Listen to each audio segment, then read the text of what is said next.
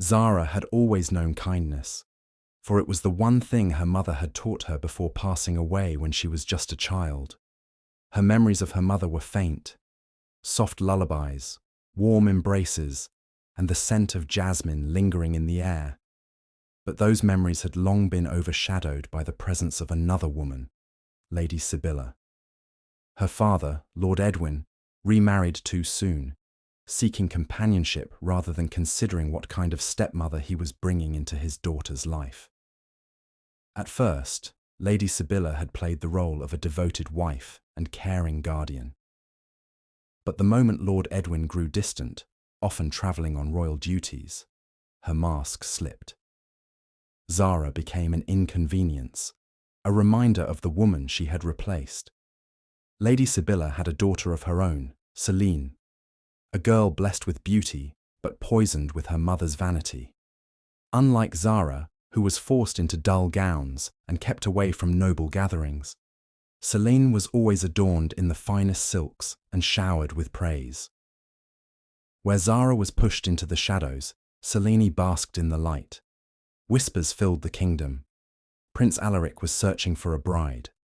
A royal ball was to be held, an event where noblewomen from across the land would gather, each hoping to win the prince's favour.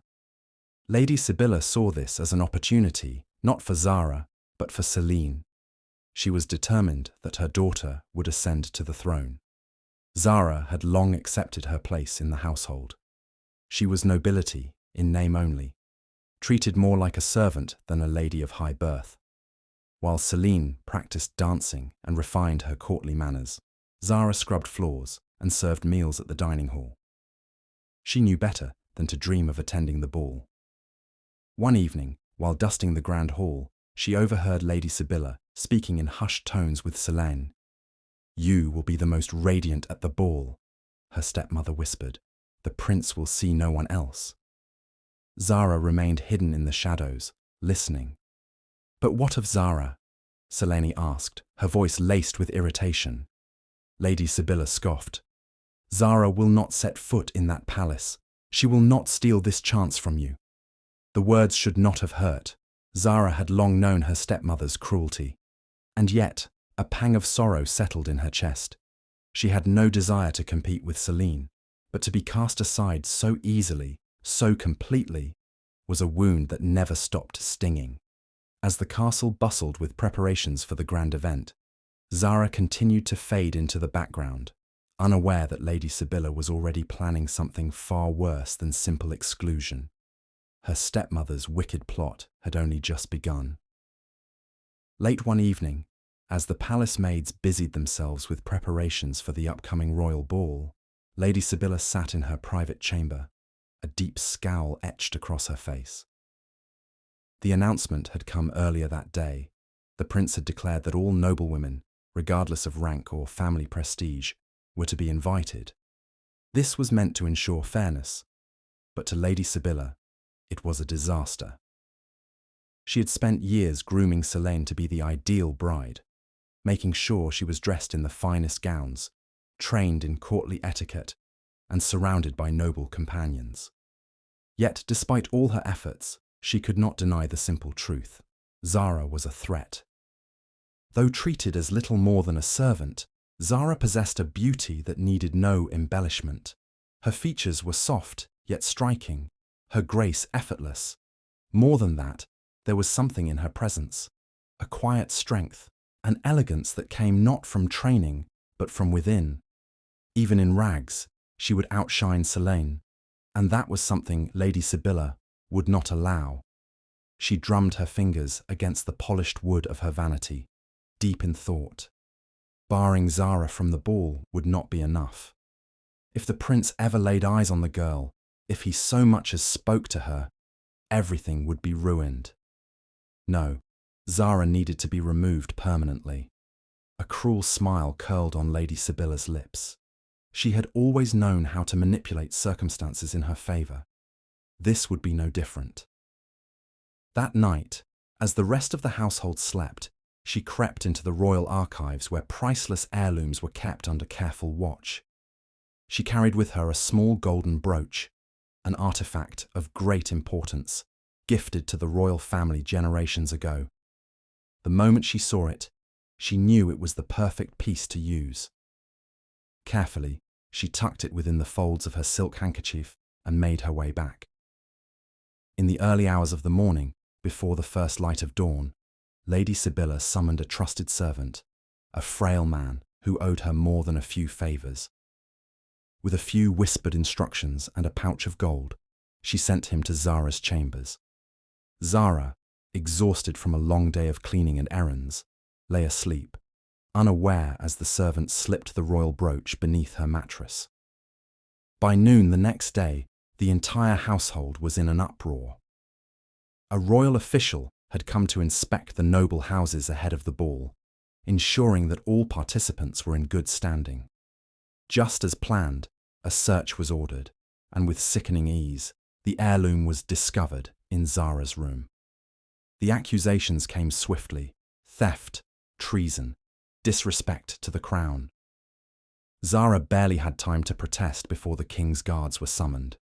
She was dragged before the officials, forced to kneel as the charges were read aloud. The weight of their words was crushing, and no matter how much she pleaded innocence, her fate had already been decided. Lady Sibylla wept false tears, playing the role of the heartbroken stepmother who could not believe such a betrayal had occurred under her roof. Celine clutched at her mother's arm, pretending to be shocked and horrified. Despite Zara's cries of innocence, the judgment was swift: banishment. By sunset, she was led to the outskirts of the kingdom, her wrists bound, her belongings stripped from her. The last thing she saw before being forced into the dark woods was Lady Sibylla, standing tall on the castle balcony, watching with a satisfied smirk. Zara had been erased from the story. The way was now clear for Celine to take her place at the ball, or so Lady Sibylla thought. The guards led Zara deep into the heart of Darkwood Forest, a place spoken of in hushed tones across the kingdom. It was said to be cursed, filled with spirits of the lost and creatures that preyed upon the weak. No one who entered ever returned. The towering trees blocked out the sunlight, casting eerie shadows that stretched like ghostly hands across the forest floor. The air was thick with damp earth and decay, the silence broken only by the occasional rustle of unseen creatures. When the guards finally cut the ropes binding her wrists and shoved her forward, Zara barely had time to steady herself before they turned and left, their torches disappearing into the distance. She was alone. Fear clawed at her, but despair was a luxury she could not afford. Her stepmother had stolen everything from her: her home, her name, her future. If she were to survive, she would have to fight for it. She walked for hours, unsure of where she was headed, guided only by instinct. Hunger gnawed at her stomach, and exhaustion made her limbs heavy. Still, she pressed on. The forest felt alive, as if it watched her every move. Just as the weight of exhaustion became unbearable, Zara spotted a flicker of light in the distance, a fire. Her heart pounded as she stumbled toward it, bracing herself for whatever lay ahead. She emerged into a hidden village, nestled deep within the woods.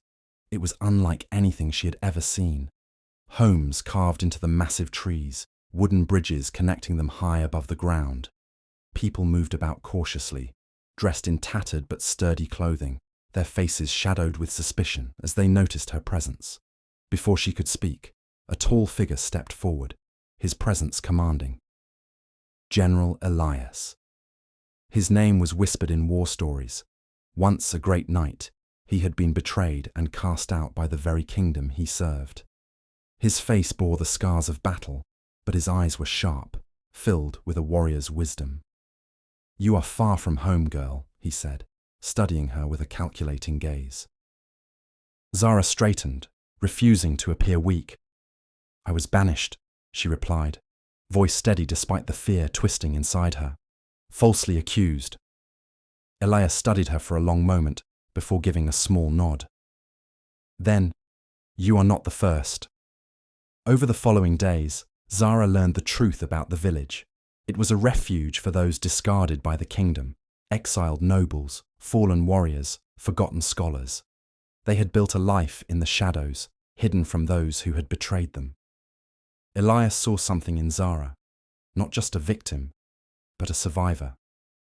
He took her under his wing, training her in combat, strategy, and leadership. She learned to wield a sword, to track movement through the forest, to fight with precision and skill. Where once she had been timid, she grew strong. One evening, as they sat by the fire, an elder approached. His eyes were clouded with age, but his voice carried the weight of wisdom. "There is a prophecy," he said, his gaze fixed on Zara. "A princess hidden in exile, destined to reclaim what was stolen." The words sent a shiver through her. Could it be? Had her stepmother feared more than just her beauty? Had she known that Zara's blood carried a power beyond nobility? For the first time since her banishment, Zara felt something stir inside her. Hope, and with it, a newfound purpose. Prince Alaric sat in the grand hall of the palace, surrounded by courtiers and noblewomen vying for his attention. The upcoming bride selection loomed over him like a storm cloud, but his mind was elsewhere. No matter how hard he tried to focus on his royal duties, one name kept returning to him: Zara. Rumours had spread quickly through the court. Zara, the forgotten noblewoman, had been accused of theft and treason. She had been banished without trial, without defence. It troubled him deeply. Something about the story felt wrong. Alaric had met Zara once, years ago. It had been brief, nothing more than a chance encounter in the palace gardens during a diplomatic visit. She had been gentle, yet strong, her eyes filled with a quiet resilience. Where others in court sought power and favour, she had spoken with honesty, with kindness. It was a moment he had never forgotten. The idea that such a woman would betray the kingdom felt absurd. As the days passed, his unease grew. He began asking questions, discreetly at first, careful not to draw attention. He spoke to palace servants, listened to whispers among the guards. The more he dug, the clearer it became. Lady Sibylla's influence had ensured Zara's swift exile. A few officials had doubted the evidence, but none had dared challenge Sibylla's authority. The so-called proof of Zara's crime had been discovered too conveniently. The accusations had been made too quickly. Something was not right. Determined to uncover the truth, Alaric made a decision. If Zara had been wrongfully exiled, he would find out why. And if she was still out there, he would find her. As Zara honed her skills under General Elias' watchful eye, she began to notice something strange about the people of the hidden village. There was a reverence in the way they spoke to her, a quiet respect she did not understand. At first, she thought it was sympathy for her exile, but there was something deeper, a recognition she could not place. One evening, as she sat by the fire, Elias approached her with an elder named Matthias, the village historian. His face was lined with age, but his eyes held the sharpness of someone who had witnessed too much. "You must know the truth, child," Matthias said, his voice steady but heavy with emotion. Zara sat up straighter, her heartbeat quickening. What truth? Matthias exchanged a glance with Elias before speaking. "You are not just a noblewoman, Zara. Your true mother was Princess Lysandra of Varendor, the last heir of the kingdom that once ruled this land." Zara's breath caught. "A lost kingdom? A princess?" Matthias continued, his words unravelling the past she had never known. Years ago, Varendor was a flourishing kingdom, a land of wisdom and strength. Your mother was its princess, betrothed to a prince from our neighbouring kingdom, your father. Their union was meant to unite the lands in peace, but the alliance never came to pass, Elias added grimly, because Lady Sibylla and others in the court saw a way to seize power. Zara's hands trembled. What did she do? Matthias sighed. Your mother was betrayed, assassinated before she could claim her throne. The kingdom of Varendor was absorbed into this one, its people cast aside, its land stolen, and you, the only heir of Varendor's royal bloodline, were hidden away as a mere noble's daughter to keep you safe. Zara's mind reeled. Her whole life had been a lie. Elias placed a hand on her shoulder. Lady Sibylla knew the truth. She feared that if you ever discovered your heritage, you would reclaim what was rightfully yours. That's why she orchestrated your banishment, to remove you before you could become a threat. Zara clenched her fists. All this time, she had thought Sibylla's cruelty was personal, but it had been calculated, planned. She looked around the village. The people who had taken her in, who had suffered the same fate she now realized was hers. This village, she murmured. It was once part of Varendor, wasn't it? Matthias nodded. These are the last remnants of your mother's people, and whether you realize it or not, Zara, they look to you as their future queen. The weight of the truth settled upon her, but instead of breaking her, it strengthened her. She had lost everything. But now she had something worth fighting for, and she would take it back. The moon hung high over the darkwood forest as Zara stood before the gathered exiles, her heart pounding in her chest. For years, these people had been cast aside, forgotten by the kingdom that had once been theirs. Now, they stood before her, waiting for the words that would change their fate. We were robbed of our home, our legacy, she said, her voice steady despite the fire burning inside her. Lady Sibylla thought she had erased me. She thought she had silenced all of you. But we are still here, and we will take back what is ours. The crowd erupted in quiet murmurs, their long-buried hope stirring to life. Elias stepped forward, his gaze filled with approval. We move at dawn. As preparations began, Zara's thoughts turned to the palace. She had no doubt that Sibylla had wasted no time in securing her power.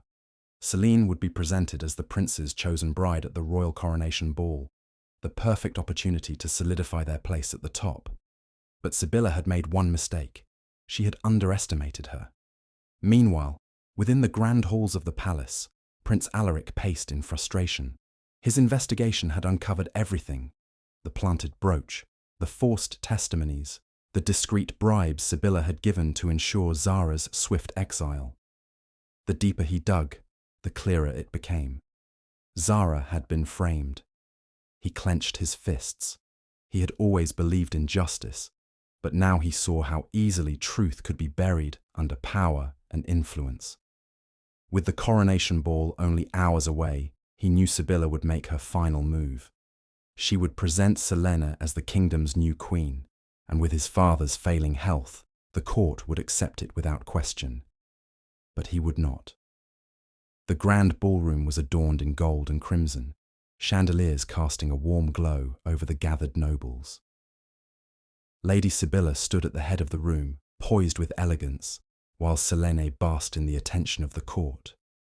The moment had come. The herald stepped forward, his voice carrying through the hall. It is with great honor that we present Lady Selene as the future queen of this realm. A slow smile spread across Sibylla's lips. She had won. Then the doors burst open. A group of cloaked figures swept into the ballroom, moving with precision, their boots echoing against the marble floor. Gasps filled the hall as guards instinctively reached for their swords, but before they could react, one of the figures stepped forward, removing her hood. Zara. The room froze. Whispers surged through the crowd, disbelieving eyes flickering between her and Lady Sibylla. Zara lifted her chin, her voice calm but commanding. Your future queen is a fraud. Sibylla's face paled. You... But before she could speak, Alaric stepped forward, his voice cutting through the tension. She speaks the truth, he declared. Lady Sibylla framed Zara for crimes she did not commit. A stunned silence followed. Zara's allies moved into position, Elias and the exiled warriors blending seamlessly into the crowd. The time for deception was over. The time for justice had begun. The ballroom descended into chaos. Gasps and murmurs spread like wildfire as nobles and guards alike struggled to process what they were witnessing.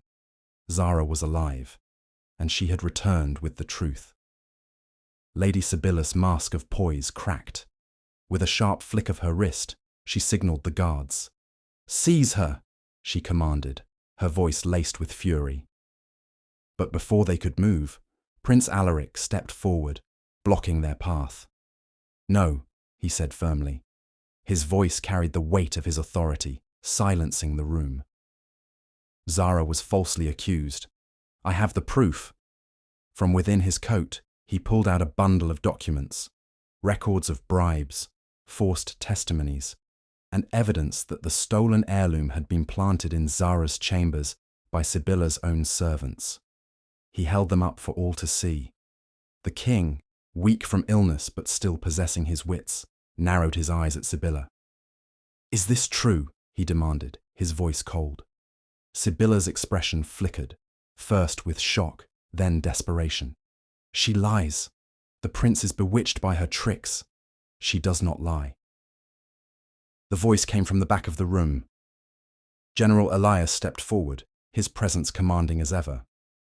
"I was once a loyal knight of this kingdom, before Sibylla had me exiled for refusing to take part in her schemes. I know the truth of Zara's birthright." A ripple of unease passed through the court. Zara's birthright. Whispers filled the space as the nobles exchanged stunned glances. Zara stepped forward, her gaze locked onto the king. "My mother was Princess Lysandra of Varindor. The blood of a lost kingdom runs through my veins. That is why Sibylla had me cast out. She feared I would one day reclaim what was mine." The king's hands trembled as realization dawned upon him. Lysandra's child. "You were hidden all these years." Zara gave a small nod. The king's gaze darkened as he turned his attention to Sibylla. "You dared deceive the crown. You tore apart a noble family, exiled an innocent girl, and sought to put your own bloodline on the throne through lies and treason." Sibylla, realizing the walls were closing in, took a step back, panic flashing in her eyes. "Please, my king, I only did what was necessary for the kingdom. That girl is the rightful heir of a kingdom you helped destroy," he thundered, slamming his cane against the marble floor. "And you are no better than a traitor." Guards immediately moved in, seizing both Sibylla and Selene. The younger woman screamed in protest, her carefully built future shattering before her eyes. Zara watched as Sibylla was restrained, but instead of satisfaction, she felt only relief. It was over. Justice had been served. The king turned to her, exhaustion evident in his face. "You have been wronged beyond measure, Zara." He took a slow breath. "What will you do now?" The question hung heavy in the air. The people of Varindor were waiting for her. A kingdom lost in time could still be rebuilt. But then there was Alaric. His gaze met hers, steady, waiting, not pleading but hoping. He had fought for her, believed in her when no one else did. She had been given a choice, and for the first time in her life, she was truly free to make it. The great halls of the palace were silent as the weight of Zara's decision settled over the court. The nobles watched with bated breath, waiting for her to speak. She had fought for this moment, not just for herself, but for the people who had suffered under Lady Sibylla's schemes, for the exiles of Varindor who had been forgotten, for the legacy of the mother she had never known. "I will not be a queen by marriage alone," she declared, her voice clear and unwavering. "My mother's kingdom was taken from her. I will reclaim it and restore what was lost." A murmur swept through the room, shock and admiration flickering across the faces of the nobles. It was unheard of. A woman choosing to rule without merely taking her place as someone's bride. Prince Alaric, standing at her side, let a slow smile spread across his lips. He had known Zara was different from the moment he first met her, but now he saw her true strength.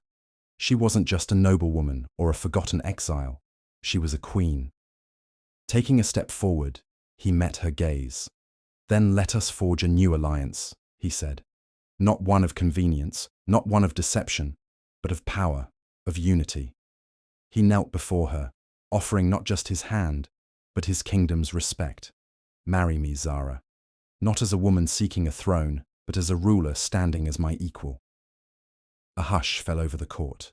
Zara looked at him, at the man who had fought for her, who had seen her worth long before anyone else did.